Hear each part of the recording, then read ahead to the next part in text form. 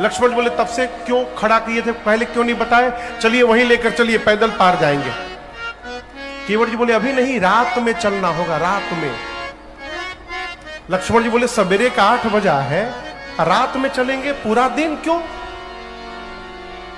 केवट भैया बोले अभी हमारी सवेरे सवेरे बोहनी भी नहीं भई है, हम यदि आपको वहां से पैदल ले जाके पार करा दे और ये बात यदि मार्केट में लीक हो गई कि वहां केवल कमर भर पानी है, तो बताइए हमारी नाव पर बैठने कौन आएगा? सब पैदले पार होने लगेंगे। अपने हाथों अपनी रोजी रोटी पर प्रहार कर ले, दिन भर वेट करिए, रात को लेट नहीं करेंगे, तुरंत पहुंचाएंगे। लक्ष्मण जी बोले हम लोग वेट नहीं कर सकते। केवट जी बोले हम कहां लेट कर रहे हैं, पांव धुलवाइए, अभी पार उतार देंगे। कहिए धो ले, भगवान फिर भी नहीं बोले। देखिए केवट जी कहते हैं प्रभु, अब यहां केवट जी थोड़े रूठने का नाटक किए, कहे देखिए मैं सीधा सीधा कहता हूं, पांव धुलवाना है वो भी कहिए, नहीं धुलवाना है वो भी कहिए। आप ये ना सोचिएगा कि मैं धोऊंगा तो आनंद आएगा, आप नहीं धुलवाएंगे तो उससे अधिक आनंद आएगा। लक्ष्मण जी बोले नहीं धुलने में कैसा आनंद? केवट जी बोले मैं यहां पर नाविक एसोसिएशन का प्रेसिडेंट हूं, मैं मना कर दूंगा तो कोई आएगा नहीं नाविक। पांव नहीं धुलवाइएगा तो नाव पर पांव रखने नहीं दूंगा, नाव पे नहीं चढ़िएगा तो उस पार नहीं जाइएगा, उस पार नहीं जाइएगा राम जी तो आप यहीं रह जाइएगा, और जब आप यहीं रह जाइएगा तो नित्य आपका दर्शन प्राप्त करता रहूंगा, इससे अधिक आनंद और क्या जीवन में होगा? मत धुलवाइए। यदि आपको उस पार जाना है तो अब तक मैं कहता रहा पांव धोऊंगा, अब मैं नहीं बोलूंगा, अब आपको कहना पड़ेगा केवट मेरा पांव पखारो और मुझे उस पार पहुंचाओ, मैं नहीं बोलूंगा। फंसाया भगवान को। लेकिन आपको कहूं इस पर भी ठाकुर जी ने कुछ नहीं कहा। केवट भैया परेशान, आखिर राम जी बोल क्यों नहीं रहे? अचानक उनके मन में एक बात आई, भाई जी, और केवट जी भगवान के चारों तरफ गोल गोल घूमने लगे। लक्ष्मण जी बोले ये क्या कर रहे हो? केवट जी बोले अब जाके बात समझ में आई है मेरे, राम जी आखिर बोल क्यों नहीं रहे हैं? लक्ष्मण जी बोले क्या समझ लिए?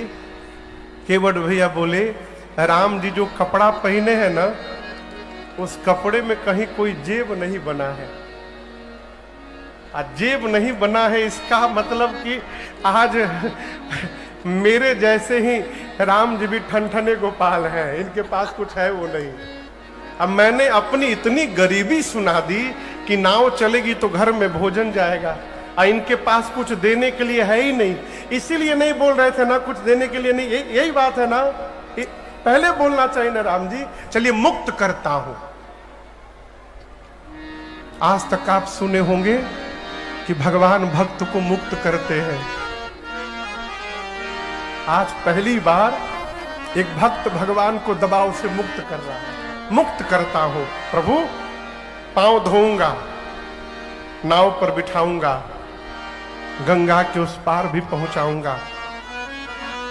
कसम खा के कहता हूं राम जी, आपसे कुछ मांगूंगा नहीं, मैं ऐसे ही आपको गंगा पार उतार करके चुपचाप नाव लेकर के आ जाऊंगा मैं।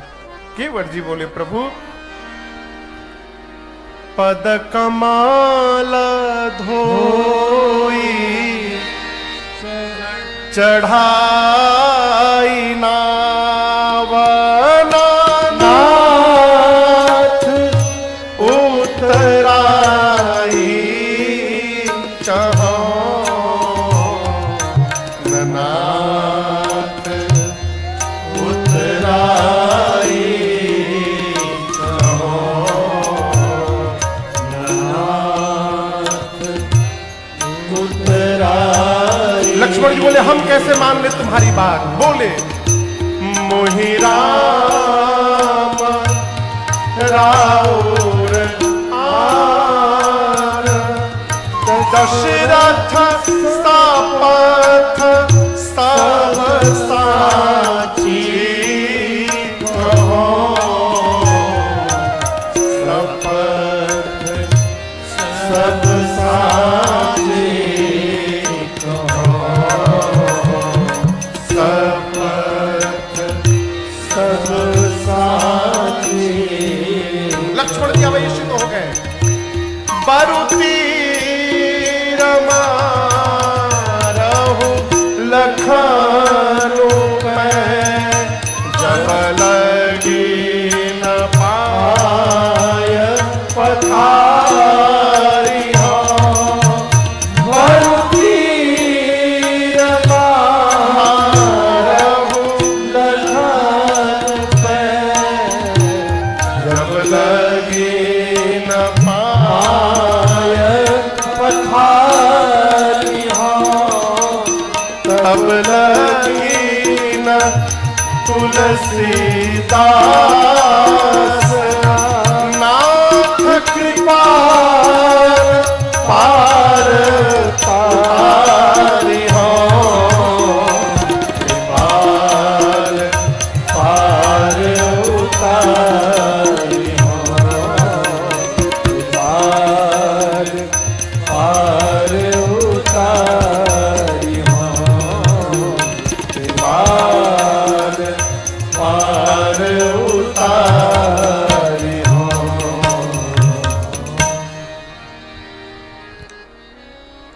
केवट जी बोले प्रभु मैं पांव पखारूंगा, नाव पर बिठाऊंगा, गंगा के उस पार पहुंचाऊंगा। प्रभु मांगूंगा नहीं कुछ आपसे, कुछ नहीं बोलूंगा नाथ, ऐसे उतार करके चुपचाप सिर झुका करके वापस आ जाऊंगा। अब मैं जानता हूं राम जी आप लोग को मेरी बात पर विश्वास नहीं हो रहा होगा, मैंने अपनी इतनी गरीबी सुना दी है आपको। मैं राम जी आपकी सौगंध लेकर कहता हूं, आपके पिताजी सत्यव्रती है ना, सत्यव्रती महाराज दशरथ की शपथ लेकर कहता हूं राम जी मैं सत्य बोल रहा हूं, कुछ मांगूंगा नहीं मैं आपसे। जैसे केवट जी ने राम जी और दशरथ जी की सौगंध ली, लक्ष्मण जी आपे से बाहर आ गए, निकाल लिए धनुष पर बाण चढ़ाकर तान दे, बोले मार दूंगा इसको।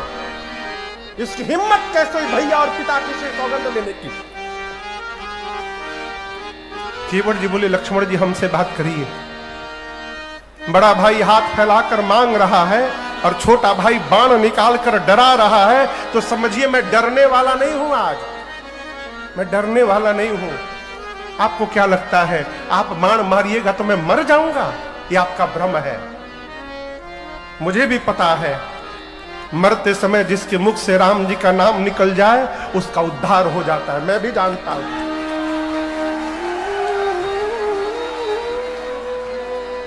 परंतु लक्ष्मण जी आज मेरे से अधिक भाग्यशाली कौन होगा धरा पर? आप बाण मारिए ना, आप जब बाण मारेंगे और मैं मरूंगा ना तो मेरी मुख पर राम जी का नाम तो छोड़िए, मेरी आंखों के सामने साक्षात राम जी खड़े हैं। ऐसी मृत्यु संसार में किसी को नहीं मिलेगी। और आप इस बात को लेकर चिंतित न होइएगा कि ये मरेगा तो इसके मुख में गंगा जल कौन डालेगा। मेरे बच्चे घर में हैं, आप जैसे बाण मारिएगा ना, बाण लगते मैं गंगे जी में कूद जाऊंगा और 2-4 बूंद छोड़िए, तब तक गंगा जल का पान करूंगा जब तक प्राण न निकल जाए। आपके भैया दयालु हैं, मैं मर जाऊंगा, इनको दया तो आएगी ही मेरे ऊपर। कम से कम राम जी मेरे अंतिम संस्कार तक तो यहां रुकेंगे ही रुकेंगे। आप ही सोचिए ना, एक तरफ गंगा जी रहेंगी, एक तरफ रघुनाथ जी रहेंगे और दोनों के बीच में इस केवट की चिता सजाई जाएगी। ऐसी मृत्यु न किसी को मिली है न आगे किसी को मिलेगी। मैं अभी मरने को तैयार हूं, बाण चलाइए, चला दीजिए बाण। लक्ष्मण जी आप बाण लेकर के राम जी से बोले भैया ये तो बड़ा ज्ञानी है? ये मारने लायक नहीं है।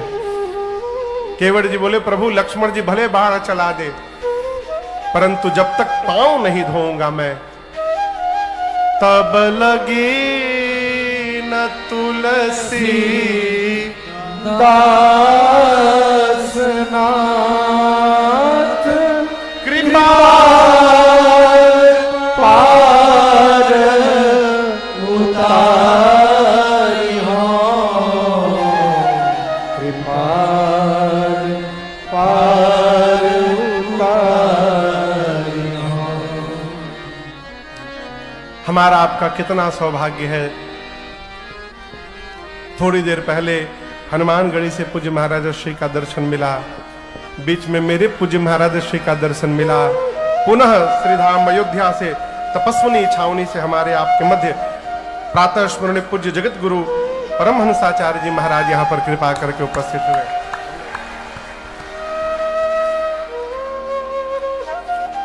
केवट जी बोले मैं जब तक पांव नहीं धोऊंगा पार नहीं उतारूंगा। और आपको बताऊं इसी बतिया को तो सुन के राम जी बेहस दिए। सुनी केवट के बैल प्रेम लपेटे अट पड़े, बिहसे करुणा चितई जान की लखन तना। भगवान बिहस पड़े। हमारे कलकत्ता में एक बाबा है बम बम बाबा, आरपीएफ में दरोगा थे बम बम बाबा। हम जब 8 साल के थे ना तो वो हमको पशुपतिनाथ में अपना मित्र बनाए थे। वो पिताजी के मित्र है, लेकिन हम छोटे थे तो गए थे पशुपतिनाथ तो बोले बाबूओ जी मित्र और आज के बाद तू हमारा संगतिया। तो हमारे घर में वर्षों तक, आपको मैं बताऊं, वर्षों तक प्रत्येक रविवार को राम कथा होती थी और उसमें 3 महात्मा आते थे। एक टिकवा वाले पंडित जी, उनका नाम हम आज तक नहीं जान पाए, बड़ा बड़ा तिलक लगाते थे ना तो हम लोग उनको टिकवा वाले पंडित जी कहते थे। और ये जो उत्तम जी मजीरा बजा रहे, खड़े हुए थे, एक बार खड़ा हो जा, खड़ा हो। ये सच्चिदानंद जी, ऐसे उत्तम उत्तम कहते हैं। दूसरे इनके पूज्य पिताजी प्रातः स्मरणीय पूज्य श्री सियाराम दास जी महाराज, उनकी बड़ी बड़ी दाढ़ी थी तो पहले वाले को बैठ जा, पहले वाले को टिकवा वाले पंडित जी और बाद वाले को दढ़िया वाले पंडित जी, हम लोग बच्चे यही कहते थे। और तीसरे बम बम बाबा। मैं बताऊं करीबन 10-15 साल तक मेरे घर में ऊपर सत्संग हॉल में प्रत्येक रविवार को 4 घंटे राम कथा होती थी। और उस राम कथा में मैं ढोलक लेके ढोलक बजाता था। साथ देने के लिए मैं ढोलक बजाता था। 40, 50, 20, 25 लोग रहते थे प्रत्येक रविवार को। तो बम बम बाबा एक दिन हमसे बोले, वो कैसे ड्यूटी करते थे, तिलक लगाते थे, विशाल बिंदु संप्राय दशरथ महल वाला तिलक, बाल यहां तक नहीं थे तो यहां से लेके यहां तक लगाते थे। आरपीएफ का, पुलिस का वर्दी पहन लेते थे, एक कंधे पर बंदूक और दूसरे हाथ में गोमुखी में माला, बंदूक माला लेके चलते थे, ड्यूटी देते थे। कोई छोटा मोटा चोर पकड़ा जाता था ना तो उसको मारते नहीं थे, बोलते थे तुम पहले 108 बार राम राम बोलो। 108 बार राम राम बुलवाते थे, श्री हनुमान चालीसा का पाठ करवाते थे। अब बोलते थे कि भगवान का सौगंध लेके बोला आज के बाद चोरी नहीं करोगे ना, रो के कहता था नहीं करो, जाओ आज से मत करना, राम राम जपो। तो हमको बम बम बाबा एक दिन बोले, पूछे बताओ बाबू, सुनी केवट के बैन प्रेम लपेटे अटपटे, ये केवट जी का कैसा अटपटा बात राम जी सुन लिए कि हंस दिए। वो अटपटा बात क्या था? हम बोले आप बताइए, हमको नहीं मालूम। तो बोले देखिए, कोई भी मनुष्य सौगंध लेता है ना तो या तो अपनी लेता है नहीं तो अपने पिता की लेता है। केवट जी राम जी के प्रेम में इतने लिपट गए थे, उनको ध्यान ही नहीं रहा कि हम अपने बाप की सौगंध ले रहे हैं कि राम जी के बाप की सौगंध ले रहे हैं। ये अटपटी बात जैसे सुने भगवान बिहस पड़े। और दर्शन करिए, कृपा सिंधु रघुनाथ जी ने केवट भैया पर कृपा कर दी और भगवान बोले, कृपा सिंधु बो ले मुस्का, कृपा सिंधु बो ले मुस्का,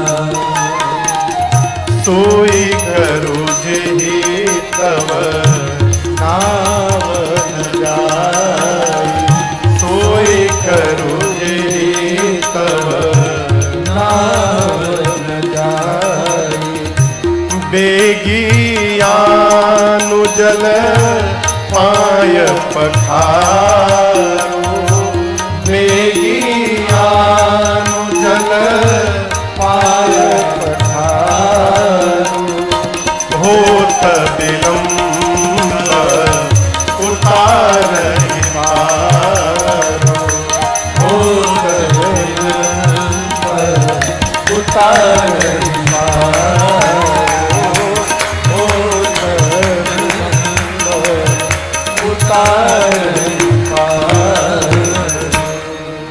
भगवान ने केवट जी से कहा, केवट जी आप वही करिए जिससे आपकी नाव बच जाए।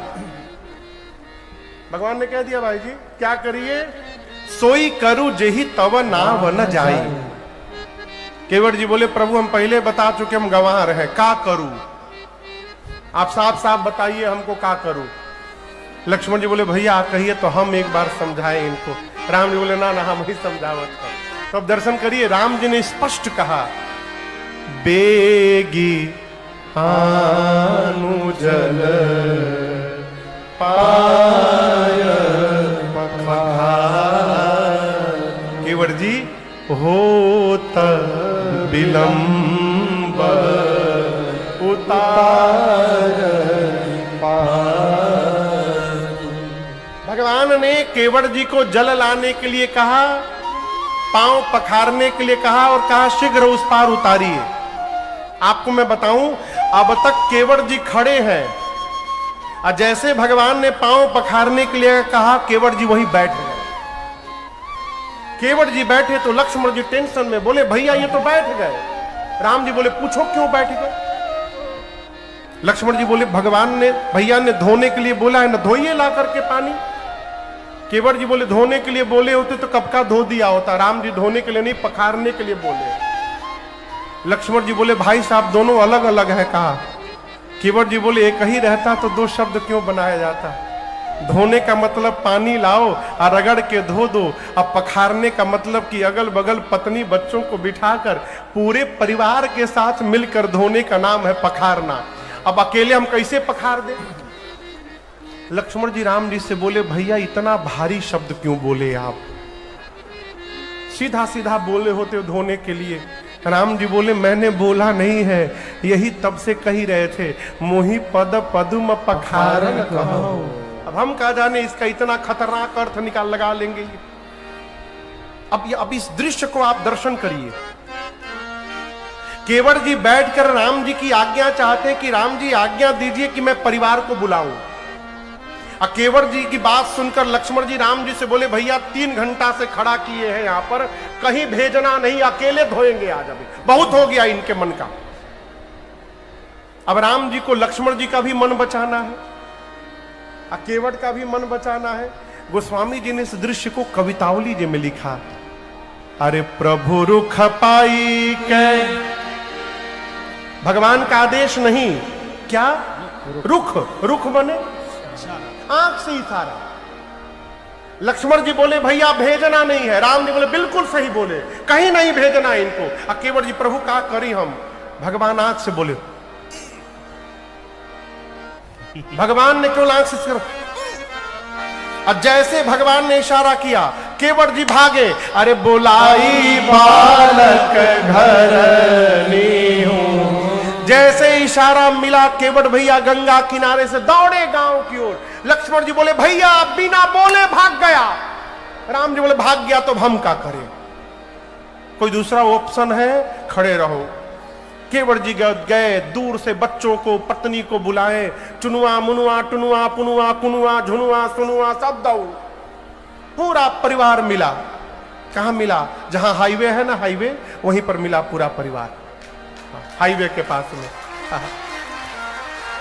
उस समय खेत था, वो खेत था।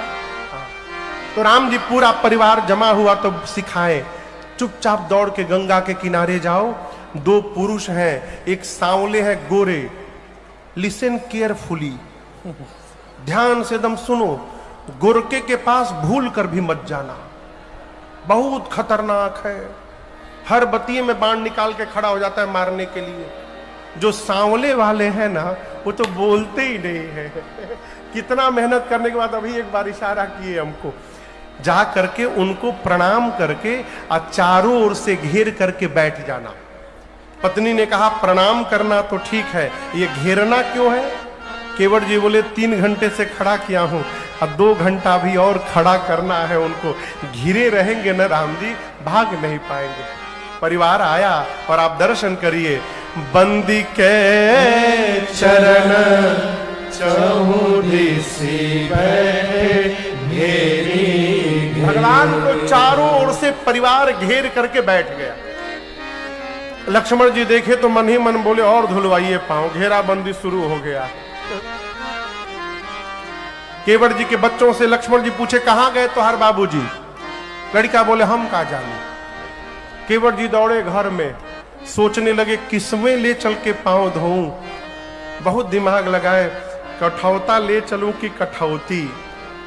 कठौती तो स्त्रीलिंग है, यदि जड़ी बूटी का प्रभाव हो गया तो औरत बन जाएगी। कठौता पुल्लिंग है, यदि प्रभाव भी हुआ कहीं लड़का बन गया तो आनंद आ जाएगा। और यदि कठौता लड़का बन गया तो आज के बाद हमहू गंगा किनारे कार्यालय खोलेंगे, दिन भर उसी लड़के से नाव चलवाएंगे, रात को हिसाब लेंगे। छोटा कठौता। गोस्वामी जी कहते हैं इतना छोटा कठौता केवट जी लिए कि उसमें भगवान का एक ही पांव आए। आप दर्शन करिए। अरे छोटो सो कठौता भरी आनी पानी गंगा को। कठौता का साइज देखते लक्ष्मण जी आग बबूला, बोले भैया जानबूझ के छोटा लाया है ये। केवट जी बोले लक्ष्मण जी देखिए, छोटा आदमी का सब सामान छोटा होता है। आप जिसको छोटा समझ रहे हैं, जब मेरी दृष्टि से देखिएगा ना, आपको यही बड़ा दिखाई देने लगेगा। मेरे घर का सबसे बड़हन बर्तन यही है, क्या करें हम। प्रभु देखिए, हम गंगा का पानी लेकर के आए हैं। छोटो सो तो कठौता भरी आनी पानी गंगा। राम जी पानी लाने के लिए नहीं बोले, राम जी क्या बोले? बेगी आनु जल।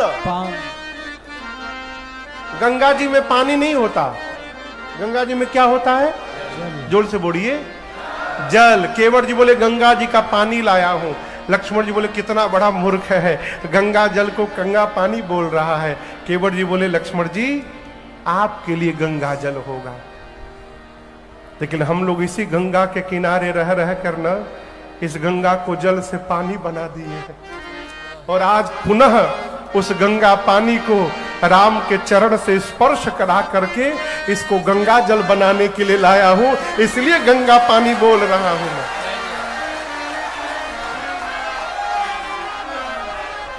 ला करके रखे, भगवान से बोले प्रभु अपना दाहिना पांव रखिए। राम जी पांव रखे। ए जी धोई पाय प्रियत पुनीत बारी फेरी फेर। फेर फेर मतलब बदल बदल कर केवट जी ने कई बार धोया। फेर फेर कैसे? पहले दाहिना पांव धोए, पूरा पानी पी गए, कहे प्रभु बायां बाकी है अभी। फिर गंगा जल लाए, भगवान ने बायां पांव रखा, केवट जी रगड़ के धोए। और धोने के बाद अब केवट जी बैठ गए। राम जी बोले क्या हुआ? पांव बाहर निकाले। केवट जी बोले प्रभु भूल हो गई हमसे। राम जी बोले क्या कर दिए? केवट जी बोले प्रभु दाहिना पांव में धो दिया था, आप फिर से नीचे रख दिए, फिर धूल लग गया उसमें। राम जी बोले ऐसे तो जितनी बार धोगे उतनी बार लगेगा, इसीलिए तो बाहर नहीं निकाला हूं बायां वाले को। प्रभु बायां वाला ना मैं निकालता हूं, इसको आप मेरे गमछे के ऊपर रख दीजिए। दाहिना प्रभु एक बार और धोना पड़ेगा हमको। लक्ष्मण जी बोले भैया अब तो डबलियाने लगाइए। राम जी बोले कोई उपाय नहीं है, जाओ जल्दी लाओ जल। तीसरी बार जल लाए, भगवान का दाहिना पांव दोबारा धोए। तीनों बार का जल केवट जी पी गए। अब भगवान केवट जी के कपड़े के ऊपर खड़े हैं, गमछे के ऊपर। लक्ष्मण जी बोले हो गया ना, आपके मन का हो गया, अब पार ले चलिए। केवट जी बोले क्या हो गया? ये हमारा लड़का हमारा मुंह देखने आए हैं, मुंह देखने आए हैं। राम जी आप ध्यान नहीं दिए। अंतिम बार जब मैं पी रहा था ना, अंतिम बार, ये हमारा छोटका टुनुआ जो है, मैं पी रहा था तो हमको ऐसे करके देख रहा था प्रभु, मुंह खोल के। एक बार प्रभु और आप धुला लेंगे ना, एक बार बच्चों को थोड़ा प्रसाद मिल जाएगा ना, एक बार और धुला लीजिए। अंतिम बार भगवान ने कहा जाओ। चौथी बार गए, जल लाए, पांव धोए। और आप उस दृश्य की कल्पना करिए, माई बाप भगवान खड़े हैं और भगवान के सामने केवट जी अपने बच्चों का मुख खोल के और उस मुख में भगवान का चरणामृत डाल रहे हैं। राम जी खड़े खड़े देख रहे हैं। भगवान को साक्षी बनाकर केवट जी ने अपने पूरे परिवार को चरणामृत पान कराकर तार दिया, पूरे परिवार को। और मैं आपसे बात कहूं, इस घटना के पहले चरणामृत पीने का नियम नहीं था। केवट जी से पहले पांव धोकर घर में छिड़का जाता था। चरणामृत पान करने की प्रथा को जन्म देने वाले हमारे केवट भैया हैं। इन्हीं से यह प्रथा प्रारंभ हुई, इसी धरती से। पूरे परिवार को केवट जी ने चरणामृत पान कराया। अंत में थोड़ा बच गया था ना, केवट जी सोचे हम पी जाए। लक्ष्मण जी हाथ पकड़ लिए, बोले नहीं नहीं नहीं वेट, तुम पहले याद करो तुम्हारे घर का कोई सदस्य छूट तो नहीं गया, याद कर लो। फूफा मामा चाचा केहू हितई आई लोगे। केवट जी बोले पूरा परिवार यहीं पर है, सब पी लिए। अच्छा ठीक है, बचा है तुम पी लो। केवट जी पी लिए। लक्ष्मण जी बोले अब ले चलो। केवट जी बोले गांव वाले आप तो उतर कर उस पार चले जाइएगा, हमको लौट कर इसी गांव में आना है। अभी कोई कुछ नहीं बोलेगा, आपके जाने के बाद कोई छोड़ेगा नहीं। प्रभु एक झंझट से निकाल करके अब दूसरे झंझट में क्यों डालना चाहते हैं प्रभु? इसके बाद तो कोई बचा ही नहीं, किसके लिए बोलूंगा? बस एक बार राम जी, एक बार और, इसके बाद नहीं बोलूंगा, आखिरी बार। राम जी बोले बस अंतिम बार। बोले अंतिम का अंतिम प्रभु। केवट जी दौड़ कर गए, पांव जल लेकर पांव धोए। अब पूरे गांव वालों को चरणामृत पान कराया केवट जी ने, घूम घूम कर। कोई खेत में खेत जोत रहा है तो वहां जाकर तू पिया। 2 घंटा बीत गया, केवट जी गायब है। लक्ष्मण जी का आपा बाहर से केवट जी के बच्चों से बार बार कहां गए तो हर बाबूजी। लड़का बोले हम कहा जानी कहां गए। 2 घंटा बाद केवट जी सबको बांट करके आए। लक्ष्मण जी देखते बोले नाम नहीं लोगे अब दोबारा तुम किसी का, चुपचाप उस पार बिठाओ, ले चलो। केवट जी सोचे अब बोलूंगा तो मार डालेंगे। केवट जी लक्ष्मण जी के पास गए ही नहीं, राम जी के पास गए और जाकर बोले प्रभु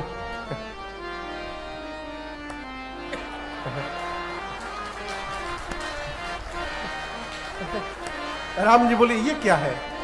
बोले प्रभु एक बार और धोऊंगा मैं। राम जी बोले केवट बहुत हो गया, कब से हम लोग खड़े हैं, अब किसके लिए धोओगे तुम? पार जाना है।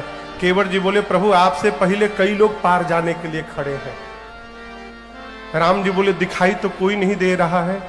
केवट जी बोले यही तो बात है नाथ, आप देख लिए होते ना वो कब के पार हो गए होते। आपकी दृष्टि ही उन लोगों के ऊपर नहीं पड़ी, इसलिए सब फंसे हुए हैं आज तक। राम जी बोले किसकी बात कर रहे हो? केवट जी बोले हम अपने पितरों की बात कर रहे हैं नाथ, सब फंसे हुए हैं। जो स्वाद मेरी जिह्वा को मिला है वही स्वाद मैं आज अपने बाबूजी को देना चाहता हूँ, अपने बाबा को देना चाहता हूँ। प्रभु एक बार और धुलवा लीजिए। राम जी ने अनुमति दी और दर्शन करिए। केवट राम रजायस्तु पावा, केवट राम रजायस्तु पावा, पानी कठवता भरिए आवा, पानी कठवता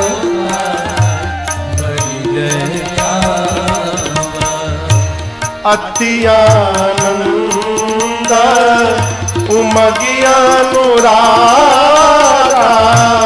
अति आनंद उमगियानुरागा,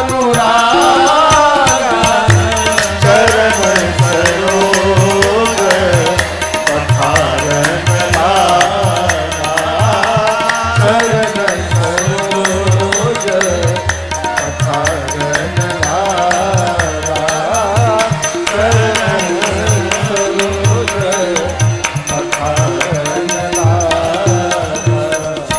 केवट भैया जल लाएं और दर्शन करिए। अति आनंद उमगे अनुराग। केवट भैया अति आनंद, अति उमंग और अति अनुराग के साथ भगवान के चरण को पखारे और उसी चरणामृत से अपने पितरों का तर्पण करके केवट जी ने अपने समस्त पितरों को मुक्त कर दिया। बोलिए केवट भैया की जय। देवता केवट जी के ऊपर पुष्प की वर्षा करते हैं। आज केवट जी अपने पार हुए, परिवार को पार किया, पितरों को पार किया, सबको पार करने के बाद अब भगवान को पार करने चले। मैं आपको बताऊं, शोभा यात्रा के दिन जब हम लोग घाट पर नौका विहार कर रहे थे तो जो केवट भैया नाव चला रहे थे वो, मैंने उनसे 2 बार कहा कि भैया बहुत हो गया, आप किनारे लगाइए, किनारे ले जाकर फिर घुमा के गोल घुमा दे। बोले महाराज जी अब आप हमारे बस में हैं, हम इसी में गोल गोल घुमाएंगे, आपको उतरने नहीं देंगे। वही घटना यहां घटी है। आपको मैं एक बात बताऊं भाई जी, जिस समय केवट जी कठौता में गंगा जल लेके राम जी के चरण के पास पहुंचे हैं ना, उस समय गंगा जी में उफान आ गया। गंगा जी में उफान आ गया। क्यों? गंगा जी केवट जी को धन्यवाद देने लगी कि धन्य है केवट जी, एक ब्रह्मा जी और शंकर जी थे जिन्होंने मुझे भगवान के चरणों से दूर कर दिया, एक आप है जो फिर से मुझे भगवान के चरणों तक पहुंचा रहे हैं। केवट जी आप धन्य हैं। गंगा जी में उफान आ गया। केवट जी नाव चालू किए, अब बिना चलाए नाव भगी जा रही है। केवट जी कहते हैं मां आज अपनी लहरों को शांत कर लीजिए, मेरी प्रार्थना स्वीकार करिए मां, आप तो ऐसे बह रही हैं, नाव अभी उस पार लग जाएगी, आप जब शांत कर लेंगी ना, मैं 1 घंटा इसी में गोल गोल घुमाऊंगा, राम जी को उतरने नहीं दूंगा। केवट जी प्रार्थना करते हैं मां मेरे राघव जी आए। फिर निषाद राजगुह उतरे, फिर लक्ष्मण जी उतरे और दर्शन करिए। सबको उतारने के बाद केवट उतरी दंडवत की।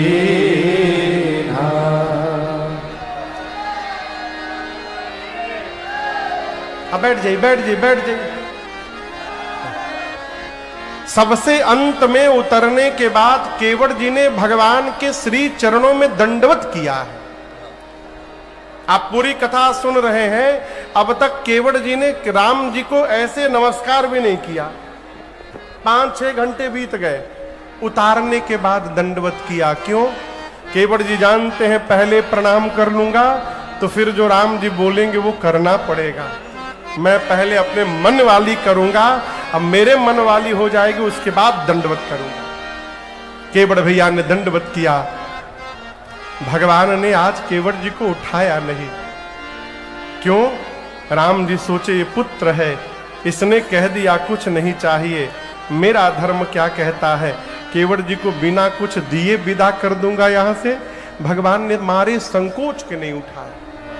और गोस्वामी जी कहते हैं प्रभु के संकोच मेरी मां जानकी जी देख ली और मां ने अपने हाथ की उंगली से अंगूठी निकाल करके भगवान को कहा प्रभु केवट जी को आप मुद्रिका दे दीजिए।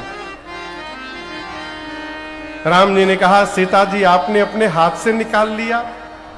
मां ने निवेदन करते हुए कहा प्रभु ये मेरा हाथ तो है ही नहीं, पाणी ग्रहण संस्कार के समय जिस समय मेरे पिता ने इस हाथ को आपके हाथ में सौंपा था प्रभु, ये उसी दिन से आपका हाथ बन गया नाथ, ये आपका है और ये आपकी संपत्ति है, आपकी मर्यादा के आगे इस मुद्रिका का कोई मोल नहीं है। राम जी ने केवट जी से कहा कहे वो कृपाल ले उतरा। भगवान ने कहा केवट जी मां उतराई दे रही, स्वीकार करिए। और आपको बताऊं अब तक केवट जी चरण में गिरे थे, जब देखा कि सीता मैया अपने हाथ से अंगूठी निकाल कर दे रही हैं, केवट जी भगवान के चरणों को भुजाओं में पकड़ लिए। केवट चरण गहे अकुलाई, व्याकुल हो गए। कहे प्रभु आप मुझे उतराई दे रहे हैं, मुझे क्या नहीं मिला है प्रभु। जिन चरणों को एक बार देखने के लिए मुनि महात्मा जन्म जन्मांतर तपस्या करते रहते हैं, आपने उन्हीं चरणों को पखारने का मुझे सौभाग्य प्रदान कर दिया नाथ। अब इससे अधिक जीवन में और क्या चाहिए मुझे, है? अब का छुना न चाहिए मोरे,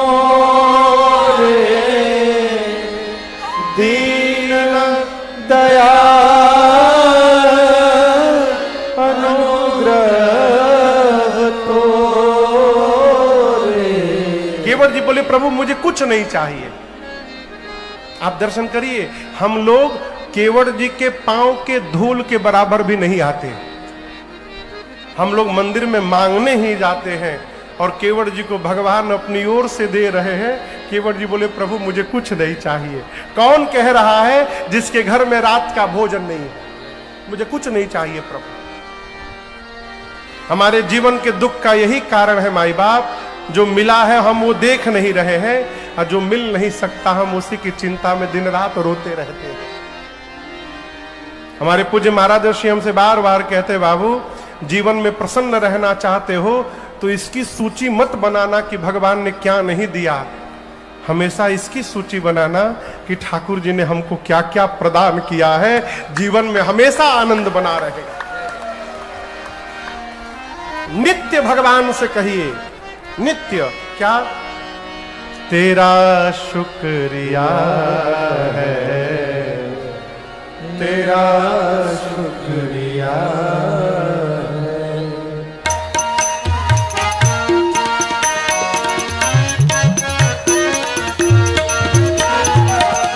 तुम्ही ने अदा की मुझे जिंदगानी, तुम्ही ने अदा की मुझे जिंदगानी, तेरी महिमा फिर भी मैंने न जानी, तेरी महिमा फिर भी मैंने न जानी। तुम ही ने तो जीने के काबिल किया है, तुम ही ने तो जीने के काबिल किया है, इसलिए तेरा शुक्रिया है, तेरा